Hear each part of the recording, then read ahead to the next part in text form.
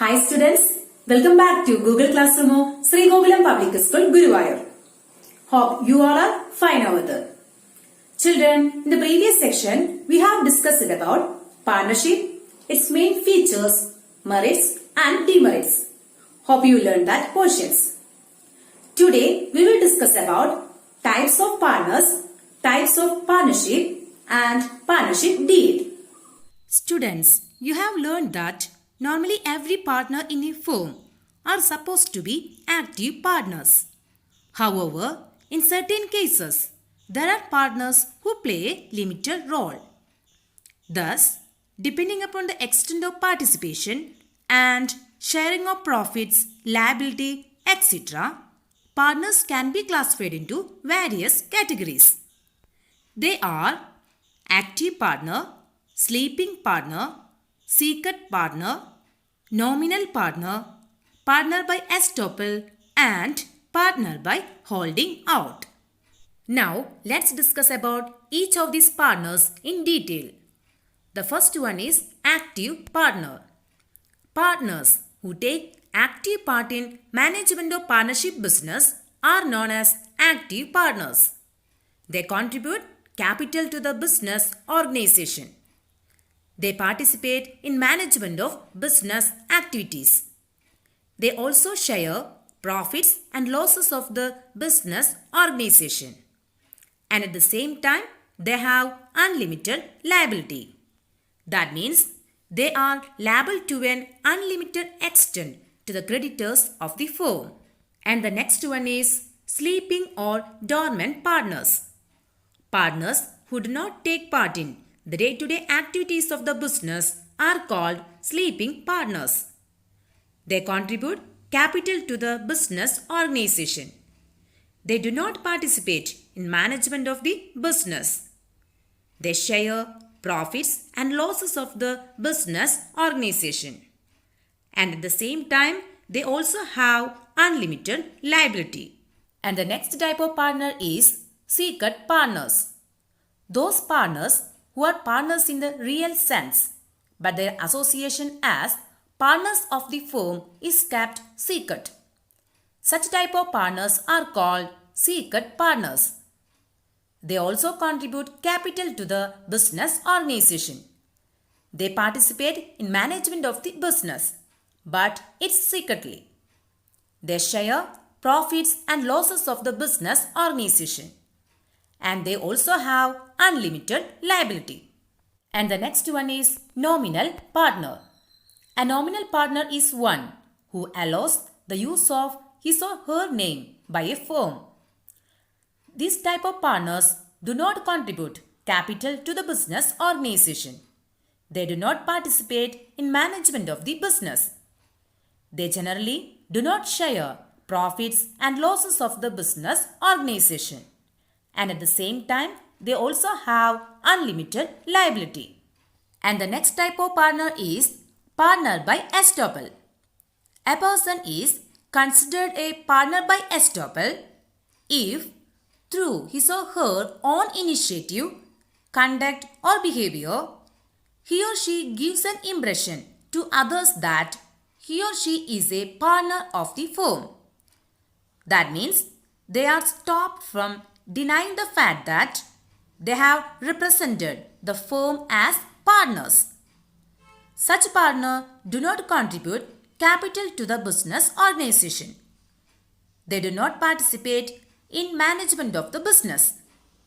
They do not share profits and losses of the business organization. But they have unlimited liability. Because in the eyes of the third party, they are considered partners, even though they do not contribute capital or take parts in its management. And the next type of partner is partner by holding out. A partner by holding out is a person who, though is not a partner in a firm, but knowingly allows himself or herself to be represented as a partner in a firm. Such partners do not contribute capital to the business organization. They do not participate in management of the business. They do not share profits and losses of the business organization, but they have unlimited liability like other partners. So these are the different types of partners and its main features. Now let's discuss about different types of partnership. Partnerships can be classified on the basis of two factors. The first factor is duration and the next one is liability. On the basis of duration, partnership can be classified into two types: partnership at will and particular partnership. Then what is partnership at will? This type of partnership exists at the will of the partners. It can continue as long as the partners want, and it is terminated when any partner gives a notice of withdrawal from partnership to the firm. And the next type of partnership is particular partnership. This type of partnership firm is constituted to undertake a specific project or venture. When this is over, the partnership comes to an end. For example, two or more persons may form a partnership firm to construct a building for the government. When the work of the constructing the building is over, the partnership comes to an end. Then, on the basis of liability, partnership can be classified into two types. They are general partnership and limited liability partnership. Then, what is general partnership? In general partnership, liability of all partners is unlimited. The partners have the right to participate in management of the firm. And at the same time, the registration of partnership is optional. And in the case of death, insolvency or insanity of any partner, the partnership comes to an end. And the next type of partnership is limited partnership.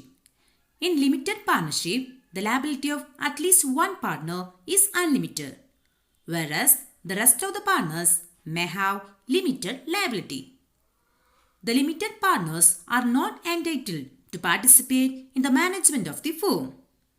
Besides, the withdrawal, death, insolvency or insanity of any limited partner does not affect the existence of the firm. And at the same time, the registration of partnership is compulsory. Now, let's discuss about partnership deed. Partnership deed is a document which contains partnership agreement. Students, we have already discussed that in order to enter into a partnership, there must be an agreement among the partners to carry on the business and share the profit and losses. Such an agreement can be written or oral. And this agreement includes various provisions relating to the terms and conditions of partnership and rules and regulations governing the management of the partnership firm. And the partnership deed generally contains the following items: name of the firm, nature of the business and location of business, duration of business, investment made by each partner, distribution of profits and losses, duties and obligation of the firm, salaries and withdrawals of the partners, procedure for dissolution of the firm, etc. And this is one of the picture of partnership deed. Now, let's discuss about registration of a partnership firm or business organization. Registration of a partnership firm means entering of the firm's name along with the relevant prescribed particulars in the register of firms, kept with the registrar of firms. It provides a conclusive evidence of existence of a partnership firm. It is optional for a partnership firm to get registered. In case of a firm does not get registered, it is deprived of many benefits. The consequences of non-registration of a firm are: the first one is a partner of an unregistered firm cannot file a suit against the firm or other partners.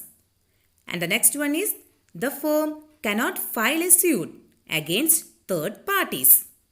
and the firm cannot file a case against the partners. In view of these consequences, it is therefore advisable to get the firm registered. So, let's discuss about the procedure for getting a firm registered. The first one is submission of application in the prescribed form to the Registrar of Firms. The application should contain the following particulars: name of the firm, location of the firm, names of other places where the firm carries on business, the date when each partner joined the firm, names and addresses of the partners, duration of partnership. After filling all these details, this application should be signed by all the partners. And the next procedure is deposit of required fees with the Registrar of Firms. And then the registrar, after approval, will make an entry in the Register of Firms and issue a certificate of registration. So these are the main procedures for getting a firm registered. So students, I hope all of you understood the concept clearly. And please note that the related URLs, notes of the lesson and test paper are also attached along with the class. Make use of these available materials. Study well and attend the test paper without fail. That's all for today. Thank you.